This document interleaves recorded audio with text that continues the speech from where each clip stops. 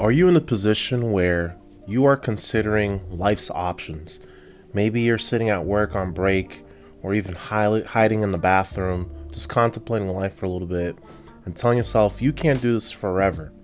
In this video, I want to talk to you about why smart and capable people stay in jobs that they do not trust. Welcome back to my channel, guys. My name is King Jerome, and I want to talk to you guys about this real quick. There are so many people that I know that will stay in a position, in a job for years, waiting for retirement or waiting for something to, pretty much just waiting for retirement in order to keep their income stable, and the entire livelihood is stuck on this.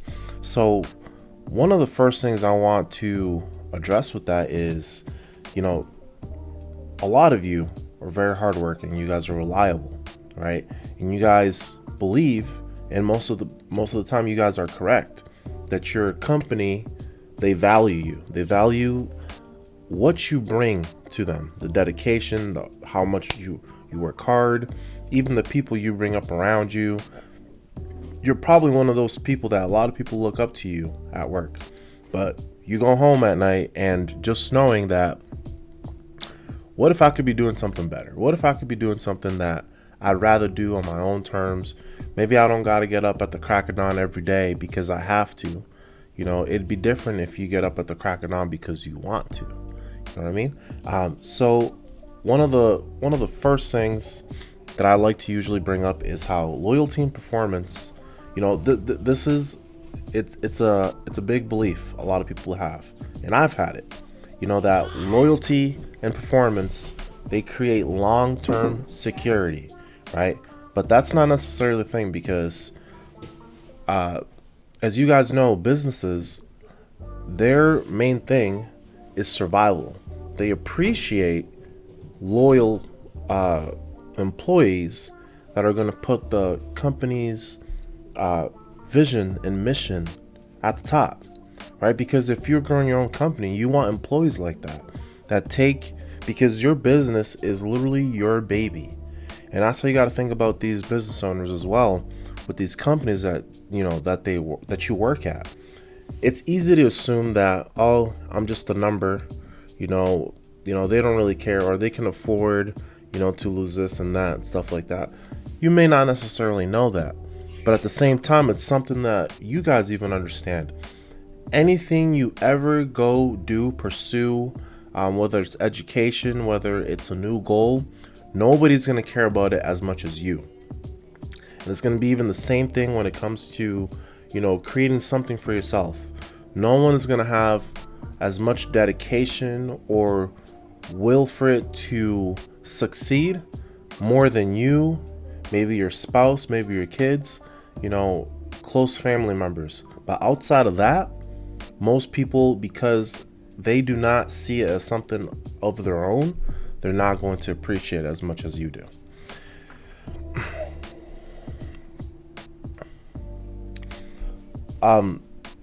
One belief that a lot of people have is that if I'm good at my job, I'll be protected.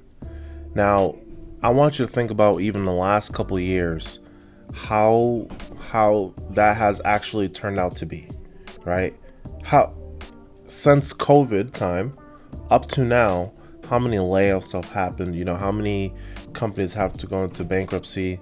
Even back in the 2008 real estate crash, if that's something that you were in, even as a realtor, things were difficult then. Things were difficult even last year, with real estate sales and stuff. And this is all across the board in all kinds of different industries. But it's something that I usually like to think about, how companies, they reward performance, right? But protection, being protected at your position because you're good at it, is not the same as being appreciated or feeling appreciated. How many of you have ever worked at a job where that you're rocking it? You know that your bosses, the managers, they know that they can come to you when they have an issue that they need taken care of. but you're not feeling appreciated. So it starts to slowly create some resentment, right? It starts to make you feel like, wow, I'm doing all of this for them. I'm taking care of all of this, but they can't even invite me to lunch with the other managers. Just an example. Not feeling appreciated. Like, it really starts to take a toll. So just knowing that there's that difference. I'm not saying that I'm advocating for business owners and not you guys, but they're just two separate mindsets, that both of them have, right? And it's something that you need to think about, because a business relationship doesn't necessarily always work like a personal relationship. Now, something I want you to think about is how, yes, hard work creates value, but stability comes from you being able to not only depend on one single place or location for your livelihood, right? That's one of the worst things that you could possibly do, is completely rely on one single person or one single company for your entire livelihood, right? Because especially if it's something that's out of your control. A lot of investors, what do? They like to diversify their income.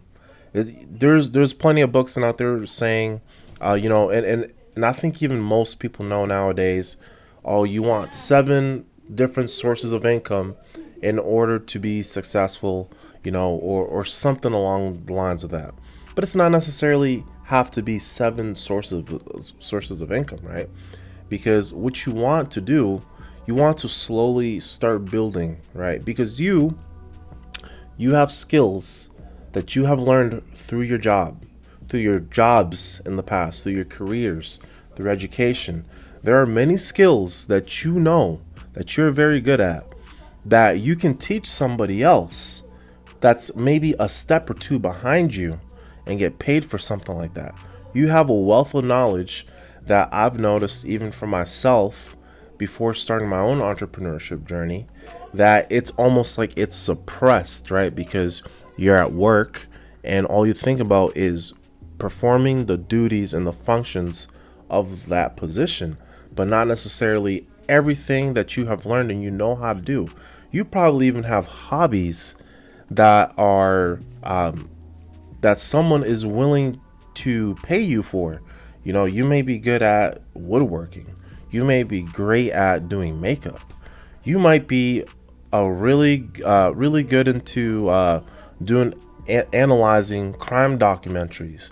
Like, what if you did like a little podcast where you break down like these murder mysteries and things like that, because it's something you love to watch. The what is it, the investigative discovery channel, the ID one, where they do all the murders and stuff. That could be something that you do, but the biggest thing I think that I've even struggled with at the beginning is focus, because there's so many options out there, and you may have even heard a lot of these terms like Amazon FBA, drop shipping, real estate investing, so many different things that are out there that you can do to start creating income for yourself. Now, the problem is that a lot of people, most people, I've even done it, try to chase everything. And if you don't see something working right away, I'm going to go try this one. Then maybe another family friend comes over, hey, you should come try to do this crypto data mining stuff on Cash App. That could get you money. Then you go to that.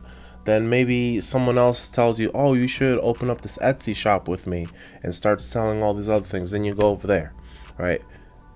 You need to be focused. You need to pick one lane and be really good at it. There's a really interesting principle that I always have to remind myself all the time, and it's called be, do, have. And this is a biblical principle as well that you can find throughout scripture, right? So in order for you to have the thing that you want, you have to do the thing that's going to get you the thing that you want. In order for you to do the thing to get the thing that you want, you have to become the person that can do the thing to get you the thing that you want. Does that make sense? Be, do, have. Be the person that can do the thing to have what you want in life. So I really hope this helps you. I hope this blesses you, and I'll catch you guys on the next one.